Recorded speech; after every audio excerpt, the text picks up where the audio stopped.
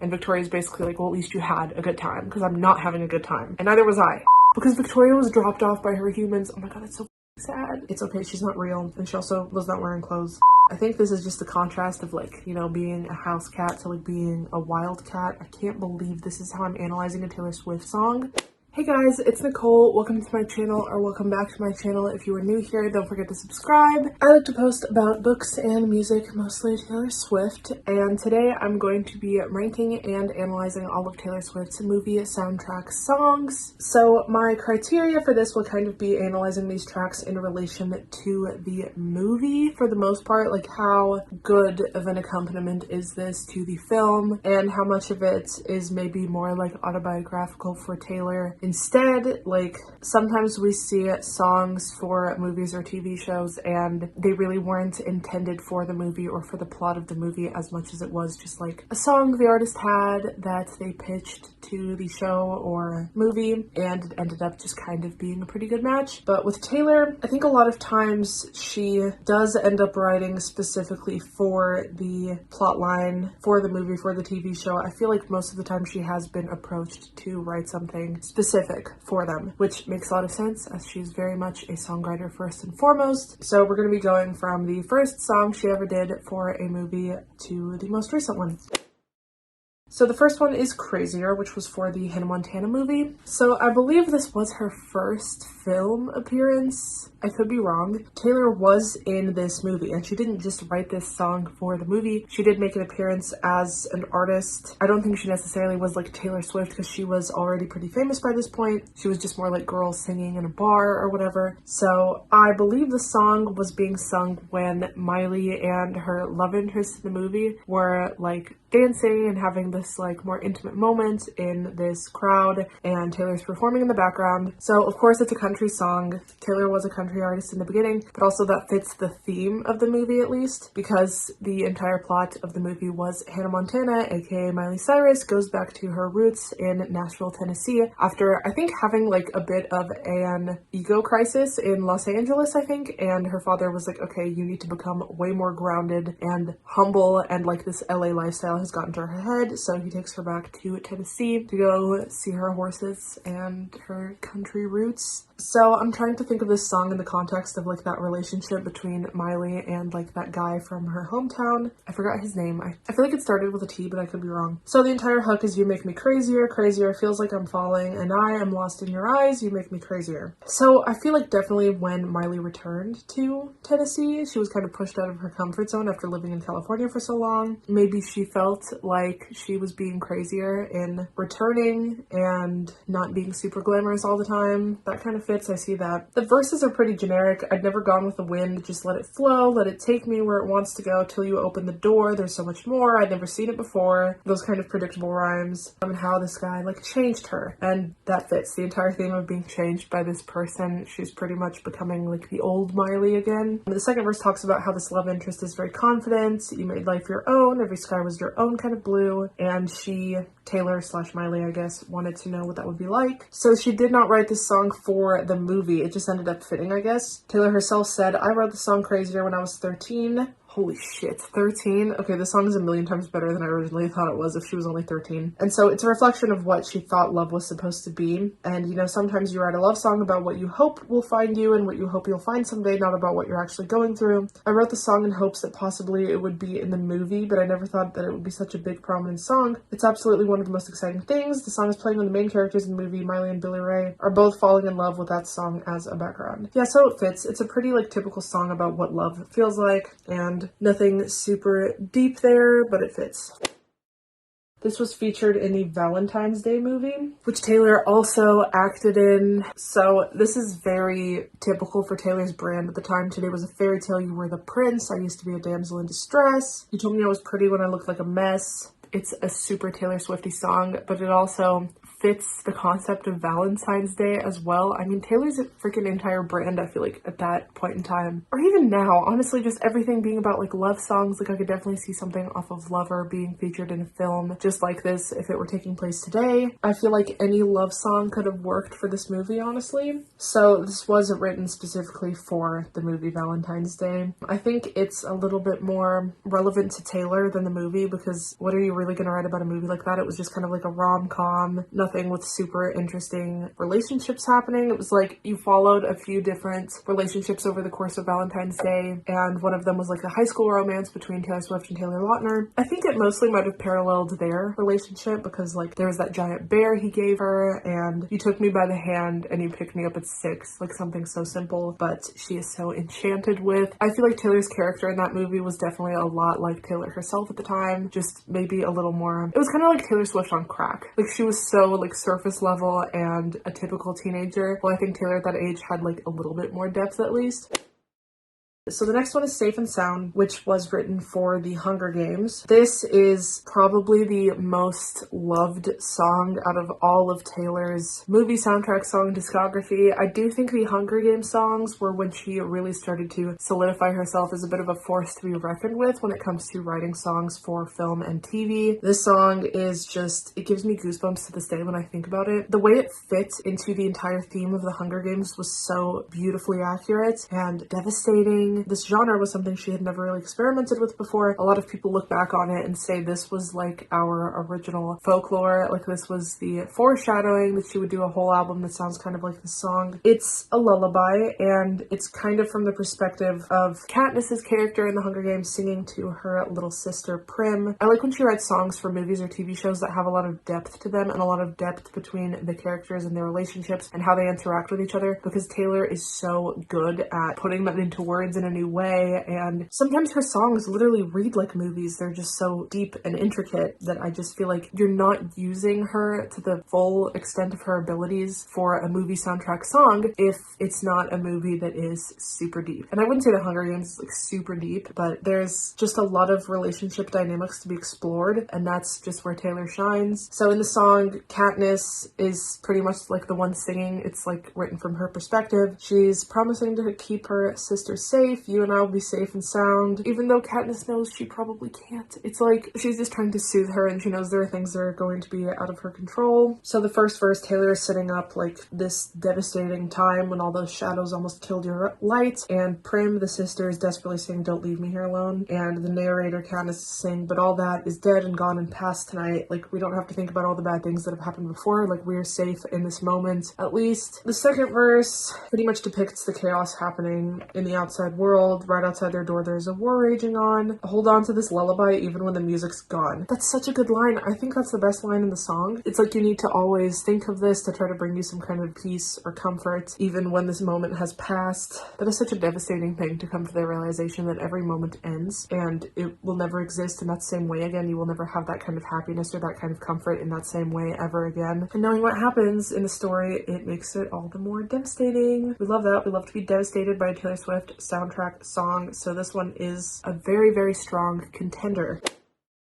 So this is the second song that Taylor wrote for the Hunger Games soundtrack, Eyes Open. So this one is definitely a more high energy song. It's also a very strong contender. I feel like Safe and Sound gets so much praise, but a lot of people kind of forget about Eyes Open, and it perfectly encapsulates kind of the paranoia of the Hunger Games. Everybody's waiting, everybody's watching. Even when you're sleeping, keep your eyes open, because people are literally trying to kill you. When you're in that, I forgot what it was called, that like bubble thing that all the contestants were in. The first verse pretty much is like a coming of age. The tricky thing is, yesterday we were just children playing soldiers, just pretending, dreaming dreams with happy endings. In backyards, winning battles with our wooden swords, but now we've stepped into a cruel world where everybody stands and keeps score. This is, I feel like, a pretty literal last line in reference to the Hunger Games. Everybody's literally keeping score because it's like a game to the capital, to the rich people. But she uses a lot of lines like wooden swords, like she's stressing that all of that in childhood was not real. They were just like pretending, playing these make-believe battles in backyards. Like she sets such a childlike scene, and now it's like this paranoia. Keep your eyes open. Everybody's waiting for you to break down. Everybody's watching to see the fallout. They are entertained by you being doomed. This also feels like a precursor to Mirror Ball. Honestly, everybody's watching to see the fallout. Jesus. So I feel like this could relate to maybe Taylor's real life, especially with like the press. Everybody loves to see a fall from grace with a celebrity, and Taylor was at that level at this point. This was like just before the Red era, and she was getting like that overexposure in the media. She probably felt like she had to keep her eyes open even when you're sleeping. Second verse, so here you are 2 steps ahead and staying on guard. Every lesson forms a new scar. They never thought you'd make it this far. This fits both the Hunger Games and Taylor's life, I would say. So yeah, the second verse is a little bit more generic and just about how people are surrounding you and trying to bring you down. Nobody's there to save you. This is like a lot more generic than the first verse, which described this like coming of age from childhood to the real world and real problems. But then the second verse ends with, but you've got something they don't, and it's like this empowering thing that you can still like use that as your superpower. For Katniss, it's kind of like her archery skills. For Taylor, it's probably just her vigilance, her good marketing sense, her relationship with her fans. There's a lot of things she could feel that she has that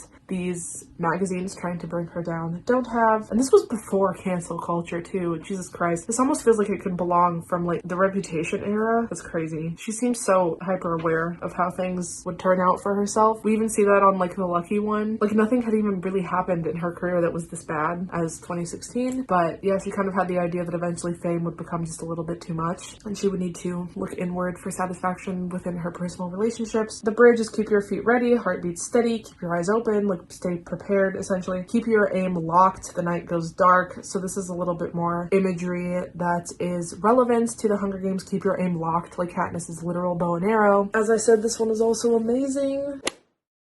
So this is a song that was written for the One Chance movie. So I did not actually see this movie, but I did read kind of like what the movie is about. So it seems to be about someone who was on Britain's Got Talent, I think, and they were like an opera singer. It's essentially like a feel-good type of movie to see someone succeeding at their dreams, and the song does just kind of generically fit that vibe. I don't know if there's any like references in there that pertain to the plot. I like how with Taylor's movie soundtrack songs, at least the last 2 movies that we've looked at here, they're a bit of a hint at what is coming in the next studio album, because Safe and Sound and Eyes Open was a pretty definite departure away from Speak Now's vibe and sound, and it definitely feels like stuff that could belong on Red. Like it felt like that was the beginning of that era. She had the bangs in the cover arts for those songs, especially Safe and Sound, like that folky sound that was kind of put into the Red album. I mean, now we really think of the Red album as all over the place, but I remember when it first came out, people were like, wow, she's like really experimenting with these folk styles, and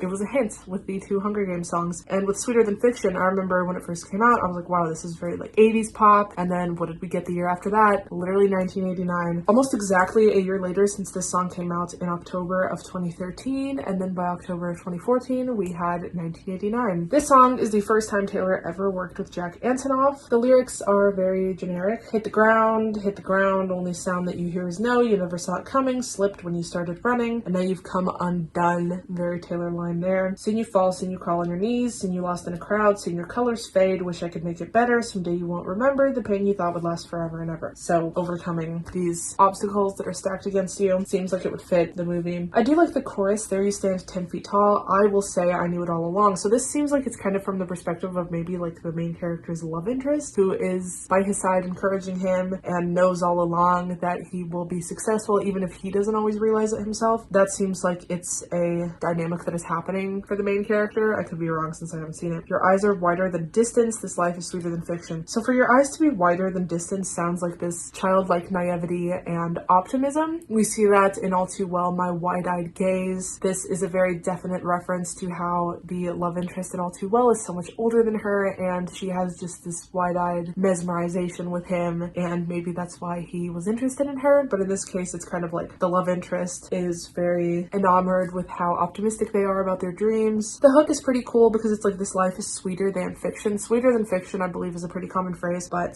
yeah, to say this life is even better than something you could read in a book. Very uplifting. Then the second verse details some like setback, just a shot in the dark, all you got is your shattered hopes, they never saw it coming, you hit the ground running and now you're onto something. So him overcoming that. Prove me right when you proved them wrong. In this perfect weather, it's like we don't remember the rain we thought would last forever. And then the bridge is just a really, really repetitive, I think this is also a reference to the 80s sound because 80s music is so repetitive sometimes. I'll be one of the many saying look at you now. I'll be one of the many saying you made us proud. Very, very generic, not much to read into there. Yeah, the chorus is nice. There you stand next to me, so they're both like reaping the rewards of his success. All at once, the rest is history. Like they have made their mark. Her in supporting him and him in like winning Britain's Got Talent, I guess. So Taylor did speak about the movie. So she could have written about Potts' rise to fame, but instead she based the song on what she really feels the movie is about. She said, I'm very inspired by the concept of love, and this movie is in a lot of ways a love story. You're expecting to go in and see a movie of someone who makes his dreams come true, but what you don't realize is you're actually being told a story of the love his wife has for him. That was the story that hit me and really affected me. I wanted to tell a story musically from that perspective, so I would say she completely succeeds in doing that.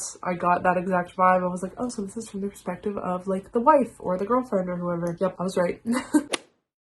I really hope my mom doesn't watch my videos anymore because I have seen this movie. I love the 50 Shades soundtracks. I think they kind of hit, like Ellie Goulding, especially that was like in her peak, and Love Me Like You Do was just iconic. A lot of people really like this song now, and also I think this foreshadowed Reputation as well, because this song came out in, I think it was December of 2016. I remember it so clearly. I think it came out the day I had to take like the ACTs, and that sucked. But this song was fun. It's not my favorite, but I definitely get the appeal. So it's a collaboration with Zayn. It says it is a sultry ode about feeling like life is hopeless without an ex-lover. I remember we were in such like a dry spell from Taylor Swift music at that point. This was the first thing she had released since 1989, and this was in 2016, so it was kind of after her like little hiatus. We didn't get any new music for 2 years. That's really not that long, but if there are any like newer Swifties watching, you probably are so used to these like nuts, like 3 times a year type drops. So this is the second time Taylor is using the word cruel in a movie soundtrack song. First it was Eyes Open. We've stepped into a cruel world where everybody stands and keeps score. And this one, it's also the first verse. It's just a cruel existence. Like, it's no point hoping at all. Hoping you'd call, hoping at all. Oh my god, wait, this sounds like August. I like the opening line, been sitting eyes wide open behind these 4 walls.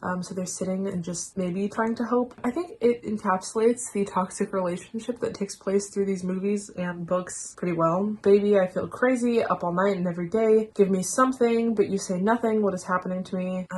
Abuse, girl, abuse. I don't want to live forever because I know I'll be living in vain, and I don't want to fit wherever. I just want to keep calling your name until you come back home. Jesus, I didn't realize this at the time because I was 17 when this came out, and I was like, oh, this is kind of fun. But oh my god, the like desperation, it fits. I can't be mad at it because like when you're gonna write a song from the perspective of these characters, yeah. The only thing I like don't like about it in a way that like I guess would be something that is more of a critique of how Taylor did it is like the rhythm. The rhythm is so strange, the drums, but it definitely gave us the sultry feel that we kind of got a little bit more on Reputation as well, so it's a good foreshadow. It fits the characters. The verses are very short. So the second verse is literally just I'm sitting eyes wide open and I got one thing stuck in my mind, wondering if I dodged a bullet or just lost the love of my life. And then more about feeling crazy and staying up all night. I feel like Taylor chose to wrote for this movie because she wanted to kind of get out of that good girl box she was put in prior to this point, because her reputation was kind of going down the toilet, of course, but also I think just agreeing to this in general was like a very smart marketing move because of that. Like, let's just, you know, become the villain if they want to make me the villain. And this fits. It's the darkest movie and song she's ever done for a film. It was a pretty good way to transition into Reputation. I think this was like making Look What You Made Me Do a little bit less of a shock for the fans, at least. I like the bridge. I've been looking sad in all the nicest places. I see you around in all these empty faces. Now I'm in a cab. I tell him where your place is. So she ends up crawling back to this guy who makes her feel crazy. What is happening to me, she asks. It's a pretty good representation of someone who is going through some not so healthy relationship dynamics. I've been looking sad in all the nicest places is pretty interesting from the character of Anastasia, because she was like a college student and not rich by any stretch of the word. And then she meets Mr. Gray. Ew, I hate it. I hate it so much. I think his name was Chris. I'm just gonna call him Chris. But she called him like Christian, I believe.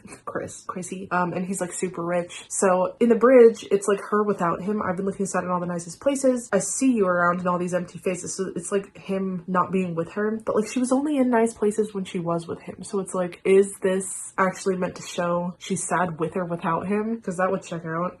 Jack helped write it with her, and he also produced it. So it says Zayn is the one who approached her with this song, but he does not have a writing credit on it, but she does, which is strange.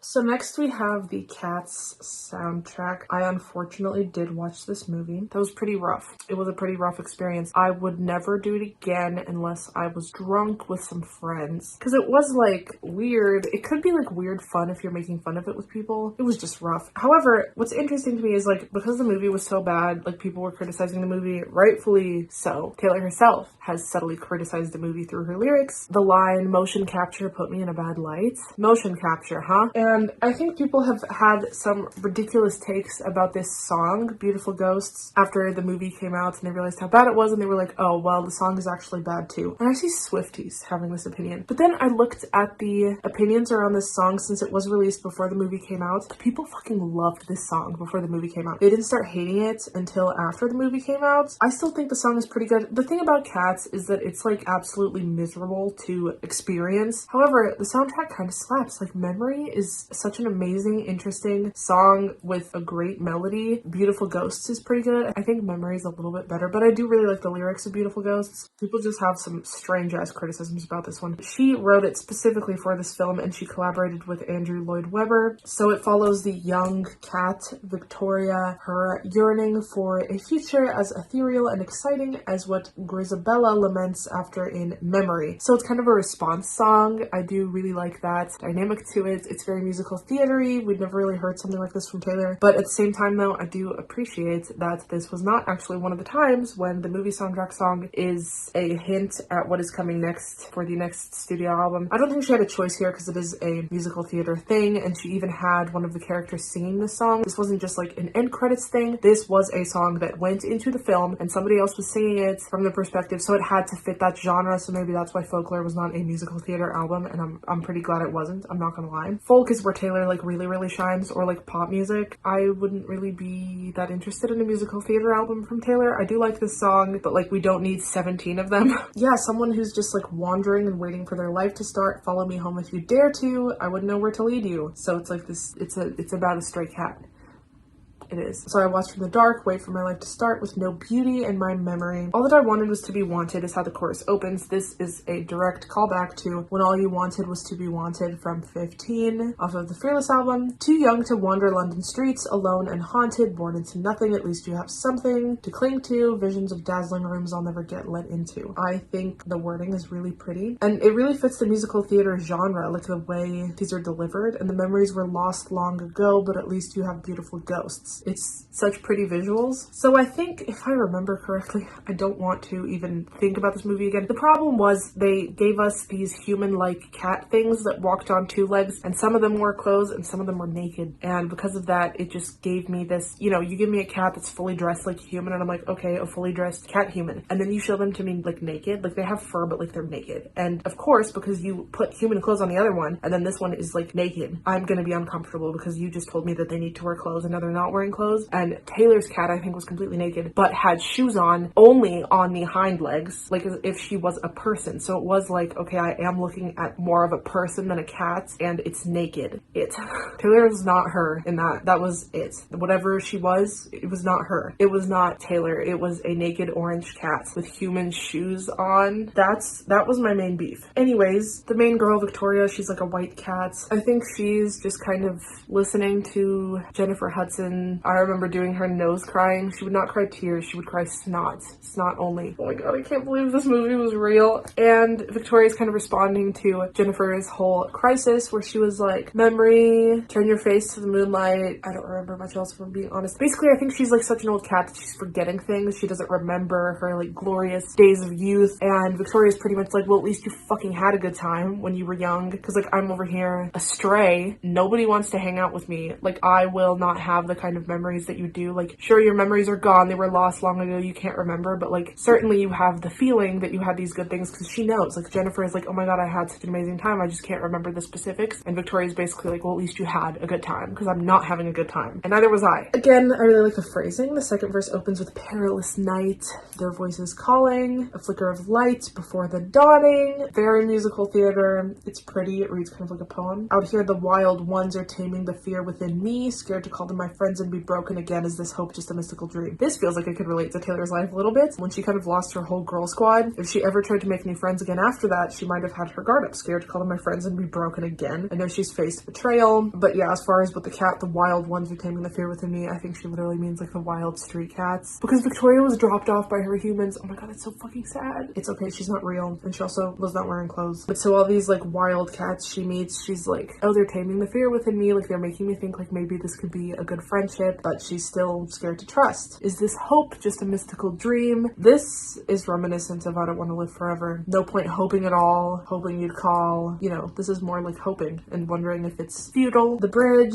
is very dynamic. I love how it like builds into this very passionate, and so maybe my home isn't what I had known, what I thought it would be, and I feel so alive with these phantoms of night, and I know that this life isn't safe, but it's wild and it's free. I think this is just the contrast of like, you know, being a house cat to like being a wild cat. I can't believe this is how I'm analyzing a Taylor Swift song. She's starting to prefer the street cat lifestyle, even though it's not safe. It's like wild and free, and you know, there's the possibility of one day having these good memories because she's still young, so there's still the potential of having these good memories that will one day become ghosts when she becomes old and forgets things. And it's kind of like looking at herself in the future, I guess. I hate, oh God, I hate in the bridge when Taylor sings it, at least, because I don't really remember how the actress sang it. I was mostly listening to Taylor's version. When she sings But It's Wild and It's Free, her voice, like, you can't imitate it because it's like a crack. I can't really make my voice crack on command. It definitely has happened when I'm like tired and I'm performing, but I even have a video of me, I think, performing at some event in high school, and I performed that thing like 3 times. There's like 2 good recordings of it, and then by the 3rd night, I was so tired and I was so like dehydrated and my voice cracked on one of the notes. However, that's a live performance, it happens, you know? But like in the studio, like you can do another take, like especially with the kind of money Taylor has. I'm sure she had plenty of studio time, and yeah, she has a voice crack at the end of Free, and it's so nails on the chalkboard to me. Like, you could have gone back and fixed that, but yeah, every time I listen to it now, I have to hear that strange voice crack. I don't know if she's ever performed this live. I don't know if that's some kind of stylistic choice, because some people are able to do a voice crack on command. I'm not really too good at that, but oh my god, if that's a stylistic choice, girl. But yeah, she could have redone that. That's my like one like ick of this song. Otherwise, I do quite like it. I like to see Taylor doing something she's never done before, even if it's not necessarily my favorite. It's fun to have a Taylor Swift musical theater genre song. I'm just very glad we did not get an entire album of musical theater after this. I don't think she necessarily has the like, not like vocal ability, but like delivery for this. I know she has not done musical theater stuff since she was like 13. I think she would need to kind of approach it from a lot different perspective than she does pop music. The vocal techniques would need to be a lot different. And some people had criticisms of her because certain vowels sounded a little British. For the most part, this sounds like devastatingly American to me. I'm someone who grew up doing choir for like what, 13 years straight, and we were told to be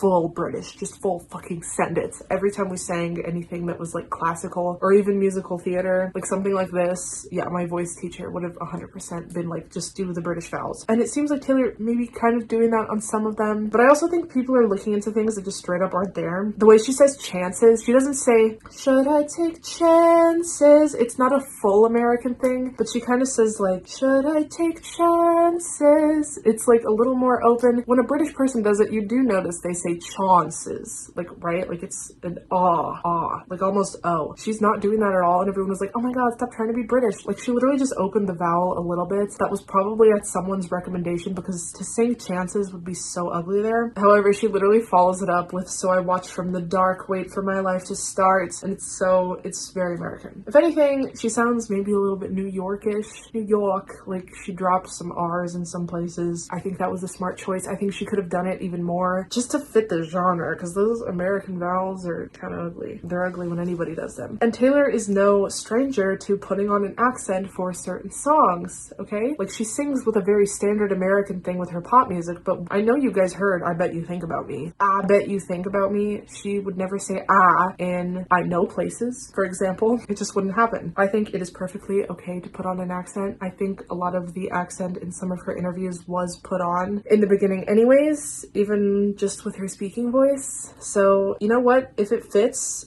sing something with an accent. It's fun. Singing is also kind of part acting, especially if you're writing from another character's perspective. Like, just adopt the accent. If it fits the genre, people were like roasting her for making chances just a little bit less American. Everything else sounds pretty American, so I don't know what people are talking about, but even if it was British, the critiques are unfounded. It would have fit. Also, my boyfriend pointed out, because I asked him, do you hear a British accent in this? Because I barely hear fucking anything, and people are roasting her for having a British accent that's like not there. Like, have you heard a British person? He pointed out that the way she says something to cling to, she doesn't say like to, she says to. That feels German to me. But yeah, that's another thing that was maybe a little bit strange, but you have to really be listening for these things. Overall, she had a pretty good way of singing in musical theater, other than the crazy voice crack. It wasn't bad. It could definitely be better. I think she should have taken this to a vocal teacher or a coach or something. I'm sure there were plenty on a film like this. They literally put her through cat school. They could have maybe give her a little more coaching on this musical theater style, even though she wasn't the main singer. And yeah, I think that's my entire analysis of that one. But yeah, people are way too mean to this song these days just because the movie was trash. And when it first came out, people loved it. Stop being fake. If you like it, you like it. If you don't like it, you don't like it. The movie doesn't make you dislike it even more because that's stupid. The movie was absolute garbage. But like, I still listen to this sometimes. I quite like this one as well, and I know a lot of people do not share that opinion. They don't like when Taylor gets political. I kind of like when Taylor gets political. Honestly, it's kind of a vibe. I quite liked The Man because I like that she shared her experiences, especially within the music industry. What's it like to brag about raking in dollars and getting bitches and models? And if she were to do the same thing, like, she points out a double standard. I think it's a very appropriate thing to point out. It's something she has experiences with. She tends to hit the nail on the head when she's talking about her own experiences. The only time she's a little tone deaf as far as politics goes is when she doesn't realize like her own privilege, which still happens to this day, but it happens. Taylor just always does the best when she's writing from her own experience in any capacity. But yeah, especially it's interesting to hear a music industry critique like that. Like, so these rappers can say all of this misogynistic shit, but yeah, remember how much flack she's been getting recently because the locals have discovered I Bet You Think About Me, and she says, I was raised on a farm, no, it wasn't a mansion, just living room dancing and kitchen table bills. They don't realize she's saying that in contrast to like the actual Hollywood royalty Jake Gyllenhaal and his family are. I mean, yeah, Taylor grew up definitely upper middle class. That house is only worth $500,000 though. Maybe I'm coming from kind of a privileged perspective as well. I mean, my house isn't worth that much, but like, that's nothing compared to Jake's. Like, that's literally nothing compared to Jake's. She's contrasting the two. She's not saying, oh, I was so poor. She's just saying we had bills on the kitchen table. She's not saying she couldn't pay the bills. She's just saying they paid their own. Well, Jake probably had people who paid their bills. Like, with their accounts, they probably had financial managers. I mean, really, that's what she's saying. But yeah, she gets ripped apart sometimes when she does stuff like this. It seems like with the children choir that was incorporated into this song, people either really felt what she was going for with this, like, you know, she mentioned school pew-pewings in this song. I'm so used to like censoring the word. I don't know if I can say it on YouTube. I cannot say it on TikTok though. I've tried and that was a bad idea. Yeah, so she references those instances and she incorporates the children singing. Some people think that's like a cheap thing to do because it's like, oh, you're trying to emotionally move people. To me, it's moving, but other people think it's like an emotional manipulation. But it's like, what's going on in this country is insane. It's like apeshit crazy. Like, she has a point. And if she needs to drive that point home by saying, hey, look, children exist. Let's not let them die because of like this insane culture around. Anyways, this was for the Miss Americana documentary, which is not necessarily something she was approached to make a song for. It was an entire documentary that detailed kind of her reputation and like the Kanye thing, as well as her rise to fame, her grappling with the idea of fame. But then also we have like an entire back portion of this documentary that is mostly just like her writing songs in the studio. And that's probably the strongest point of this documentary, is just showing how she made the Lover album. I would kill to see something like this for like Folklore, Evermore, Midnights, any of it. I will take what I can get if it's like her writing songs. The documentary also does show kind of her like political awakening in 2018, I think, was when she decided to come out as a Democrat.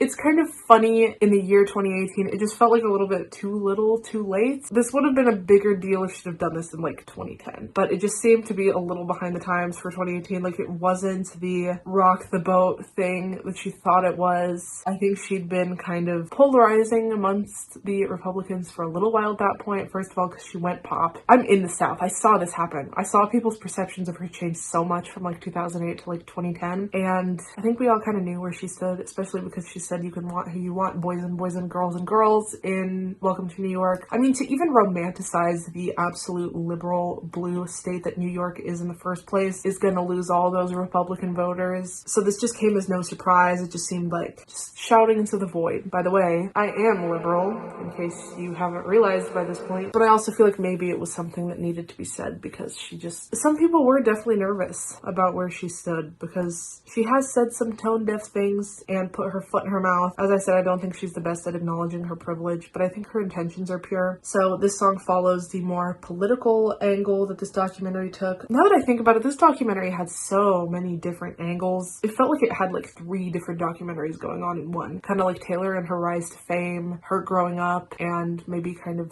falling from grace. We also have her political issues tying in with her public persona and her argument kind of with her father, where he didn't want her to speak up, and like how it's such a balancing act, your safety versus like wanting to show your fans that you're on their side. And then we have the "this is how I make my music" section. It was really all over the place now that I think about it. But yeah, this being the only song that was kind of like written and released during the entire creation of the documentary makes it sound like it's mostly supposed to be a political documentary, and I don't think that's what it was at the heart of it. So the first verse details like the 2016 election. The moment this person heard the news, I think Taylor is like talking about like her younger fans. It keeps me awake, the look on your face the moment you heard the news. I was too young to vote in the 2016 election, but like a lot of her fans are like young millennials, older Gen Z kind of. That might have been the first time they ever voted, and to see it not turn out how they wanted is like a devastating feeling, especially because Taylor, the millennial over here, I think she voted for the first time in 2008, and it was like a very relaxed vibe because it's like, oh, Obama's gonna win every time, and she became comfortable in that. And then here we are, the Gen Zers, met with disappointment. I mean, things were kind of rough for the millennials as well, but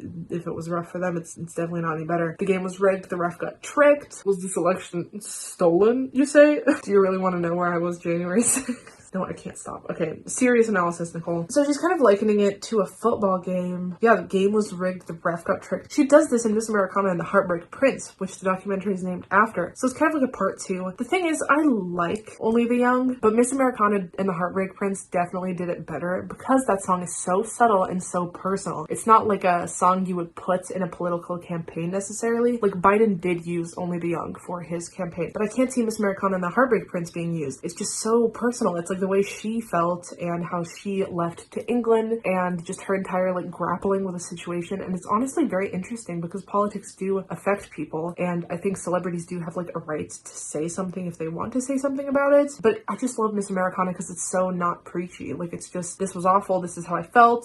I grew up feeling this naive sense that it's never going to go wrong, and now here it is going terribly, terribly wrong. And it's so pessimistic, but in the bridge it's kind of like this hopefulness, like, oh, we have to keep going, we have to keep fighting. While Only the Young is a lot more obviously about politics. Only the Young can run. That's a little bit funny to me. Does she mean run for office or like run after like what, the extreme courts? We didn't yet have an extreme court at that point. Well, he was stacking it. The lizard was stacking it. Or does she mean run away from this country how she did to England? It's interesting. There's a few different ways you could interpret that one. And then the second verse does the school pew-pewing. I quite like this verse because she really calls out Trump. He deserves to be called out. I feel like anybody has the grounds to call him out, honestly. The big bad man and his big bad clan, their hands are stained with red. Oh, how quickly they forget. It's very simple. It's nothing flowery or poetic or hard to understand. It's just, you know what the United States is. You know what that means. How quickly they forget. Thoughts and prayers. And then in a couple days, there's a new school pew-pewing that is happening. This really hit home for me because I felt this sometimes when I was in high school. I would have recurring nightmares that this would happen at my school. I like how she says big bad man and big bad clan. It sounds like the big bad wolf, kind of that childlike imagery, but it's like such an adult problem that adults need to be doing something about. They aren't going to help us, too busy helping themselves. They aren't going to change this. We've got to do it ourselves. So the entire concept of the song is like our hope lies with the young people. Taylor foreshadowed this midterm of 2022 at least, because I guess 2018 was not so good, but of course a lot of Gen Zers came of age in 2022. I like that it encourages like specifically younger people to vote. She has like a more targeted demographic, like it's a marketing campaign. I mean, politics is marketing though. Yeah, she's encouraging the younger people specifically to vote. I think overall it's pretty good. I feel like a lot of younger people will only listen to like celebrities. Like who's gonna really sit there and like read about what is happening unless like their favorite celebrity puts a link on their Instagram story to what is going on. It's the reach that they have shouldn't be underestimated. Don't say you're too tired to fight. It's just a matter of time. Up there's the finish line, so run. Yeah, she turns it into like a sport metaphor.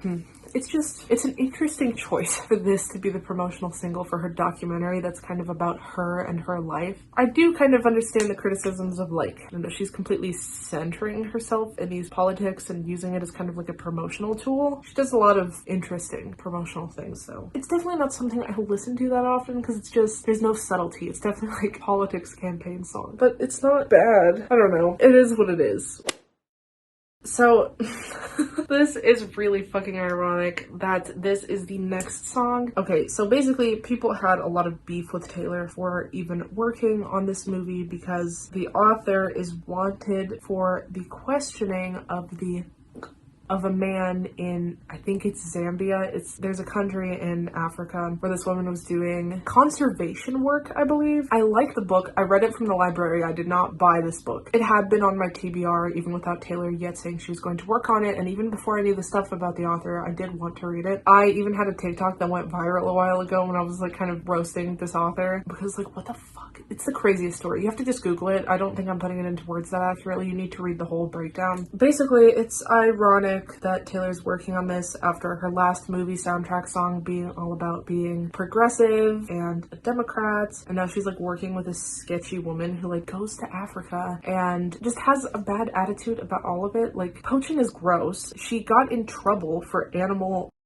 on the set of this film. So it's like the hypocrisy is strange. And also I believe it was that her son or her stepson or ex-husband or someone close to her did a man who they suspected of being a poacher, and it's like, I believe he was unarmed. You need to read into it because I don't know if I have all of the details correct, but it's really, really sketchy. And it's like, why is she doing this? Especially after just releasing Only the Young about like not supporting people like this. Strange. It's strange. However, this song fucking slaps. It slaps and it fits the book so well. I do not want to include spoilers in this, so I will not tell you exactly how well this like fits, but it first of all encapsulates the entire setting of the book and the movie so well. Carolina. It takes place in South Carolina, I think, where the crawdads sing. And the thing I love about this song is that she wrote it after reading the book. So she didn't even know there was going to be a movie yet. It was purely just because she felt so inspired by the story. She wasn't even approached to write something. I like that this is coming from a very organic place. So this main character, Kaya, lives in kind of the like wilderness of South or North Carolina. And the first line, Carolina Creek's running through my veins, lost I was born, lonesome I came, lonesome always stay. Every single member of her family like ends up leaving her essentially. She's there alone. She's roaming, free as these birds, light as whispers, Carolina knows. So she is like a wild thing. She is so much like the animals, like she has the senses that the animals do. No one ever sees her, no one ever pays attention to her. I Make a Fist, I'll Make It Count definitely is critical to the storyline. I don't want to spoil anything, but there's an eeriness to this story. It is nuts. And there are things that only Carolina will ever know. So she's kind of putting her secrets within the land. Carolina stains on the dress she left. I think this is about her mother being abused by her father, and then her mother left, and Carolina stains on the dress she left. She literally found her mother's dress. Yeah, she found her mom's dress in the book that she had left, I believe, and I think there literally was blood on it. Indelible scars, pivotal marks, beautiful wording, again, super poetic. Blue is the life she fled. So this was written when she read the book, which was, I think, that would probably be maybe before the folklore era or right before the folklore era, and they even used a promotional folklore photo for the cover art. If this song would have been released before folklore came out, this would have been another soundtrack song that hints at what the next album will be about, but of course folklore was like completely unplanned. In the second verse, the character is also asking the Carolina Pines to cover her tracks. Muddy these webs we weave. I think of Spider-Boy King of Thieves, weave your little web of opacities. So this spider web twice in Taylor's music is showing this deceitfulness. Into the mist, into the clouds, don't leave. She like begs all these people in her life not to leave her, and that makes her vulnerable to people who, you know, she doesn't necessarily have the guard up that she needs to have. She's just desperate for human connection. The outro is very, very fitting and appropriate for the plot. I love the ending line, "It's between me, the sand, and the sea. Carolina knows." It also describes not feeling any guilt for any of the bad things that you've done. The sleep comes fast and I'll meet no ghosts. She doesn't even feel bad about anything that she ever did to survive. I hate that I'm saying this, but the story is amazing. If you want to read it, order it from the library. Support your libraries. Do not support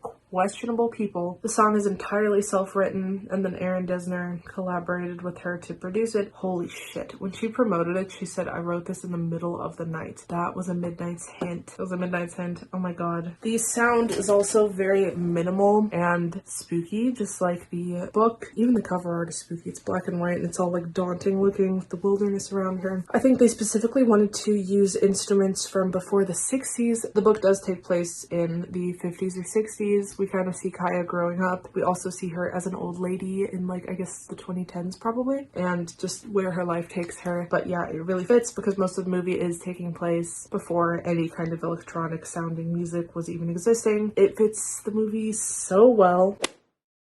Okay, now we're going to go through my ranking of all of these songs. So take this with a grain of salt. There are definitely songs that rank a little bit high that I had a lot of critiques of because objectively, maybe they're really just not that good. However, you know, you like what you like, especially if it's like the music is just better sounding for some songs. Let me just get into it and stop trying to justify my opinions. So number 1 is Carolina. I love a good song completely inspired by a book, completely unprompted. I feel like the song really makes it easy to tell that this was something that was so organic for Taylor. It wasn't something she was approached to do. It's just something that came so naturally to her because she was so inspired. Number 2 is Safe and Sound. I love me a good folky sound. The lullaby, the entire concept, it fits with the plot so well. I love that she didn't just write a generic lullaby that could fit between any of the characters in the Hunger Games. It does feel so specific to Katniss and Prim. Number 3 is Eyes Open. The Hunger Games tracks are just unbeatable. I also think this one is so interesting to explore that dynamic and relationship that Katniss has with the Capitol and the bitterness that she has, the bitterness that her and her peers have to grow up in this way. She's so pissed about her sister having to finally join this drawing, and you know, her childhood should not be over yet. She should not be consumed with this fear, but she is. That's why Katniss volunteers as tribute in her sister's place. She explores like the really hard-hitting dynamics that you see in this franchise. Number 4, Beautiful Ghosts. I don't necessarily like her vocal delivery or even the music that much, but the lyrics, this is so fun and pretty and British.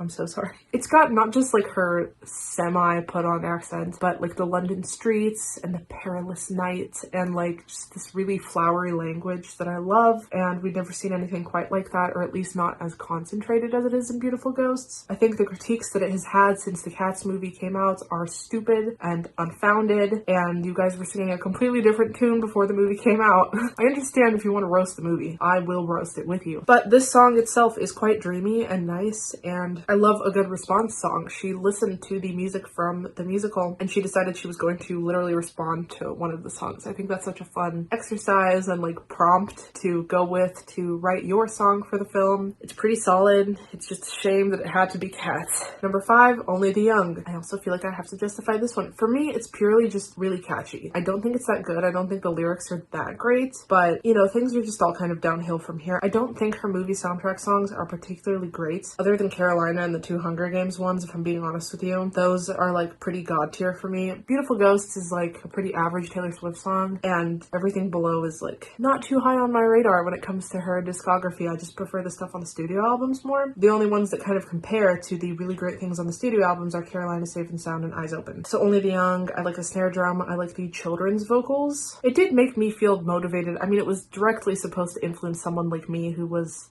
20 when it came out. No, I was 21. So it was one of the first times I was voting. It seemed fitting. I do think she was onto something in that Gen Z is what really holds the power with voting, because boomers are dying every single day at an exponential rates. No, they're not. I don't think it's exponential, but they are. And we need to replace those votes. We need to make our voice heard. We're the most diverse generation. And we've seen that she was correct in this last midterm. Gen Z really showed up in certain states and it made a huge difference. There's a lot of us. We're like the new baby boom. I don't know. We're a huge generation. Number 6, I Don't Want to Live Forever. I'm really not a fan of this percussion. It just like grinds my gears, kind of like the voice crack in Beautiful Ghosts. The lyrics are okay. It's just very, very repetitive. I'm just not that interested these days in listening to a song about a very toxic relationship, especially when it's not even that good. Like, you know, I'll listen to All Too Well. I'll be like, oh yeah, toxic men, fuck the patriarchy. But for I Don't Want to Live Forever, I don't know, it's not only like icky, but it's very repetitive, not super interesting visuals. I don't don't think much of it relates at all to much of Taylor's life at all at that time. She was already with Joe. She was in a really happy relationship. She probably had a hard time kind of channeling that I've been burned vibe, which is fine. She was happy. And then just the producer, I don't know. Jack did a weird thing with that one. But at the same time, I can definitely appreciate how it fits the vibe of the movie, and also as a good foreshadow to kind of the darker stuff on Reputation. So definitely not one I dislike. Number 7, Today Was a Fairy Tale. Her country stuff just does tend to rank a little bit lower for me. This is a very stereotypical early Taylor song about fairy tales and princesses and damsel in distress being picked up by your man, going on a date.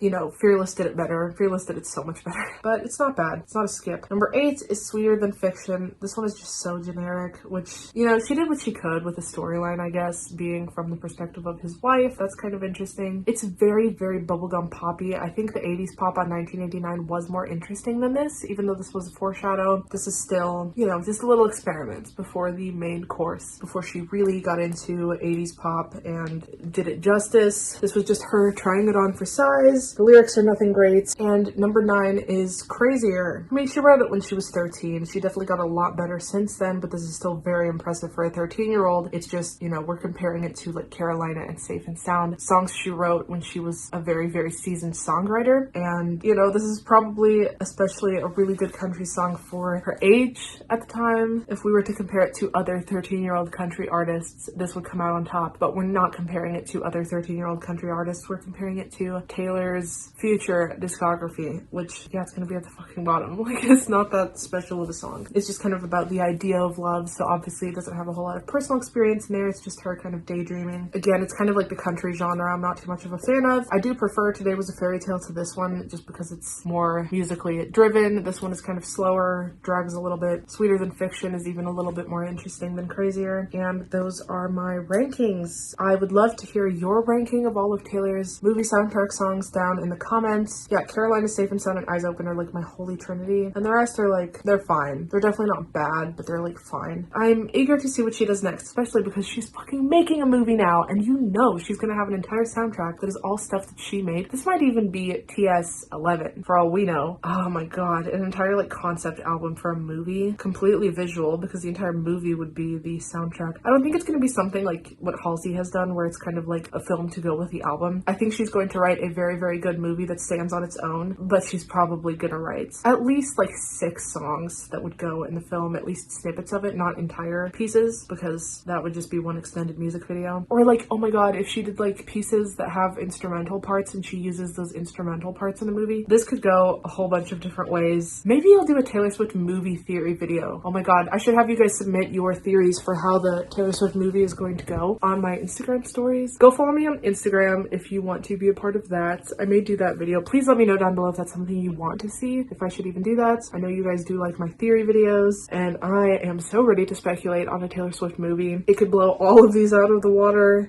It's just very overwhelming. We could be getting like, this is only 9 songs she's done over the years, and if she does a movie, which she is, we could have like 9 more just in one go that are so much better than all of these. So many possibilities. Well, if you enjoyed this video, make sure to give it a thumbs up. If you want to follow me on my Instagram, which you should in case I ask you for your Taylor Swift movie theories, it is right here. And if you want to follow me on my TikTok to see more book ramblings and other crazy takes that are too short for a YouTube video, you can follow my TikTok right here. I will see you all next week for another video, and I hope you have an amazing day. Bye guys. I know that we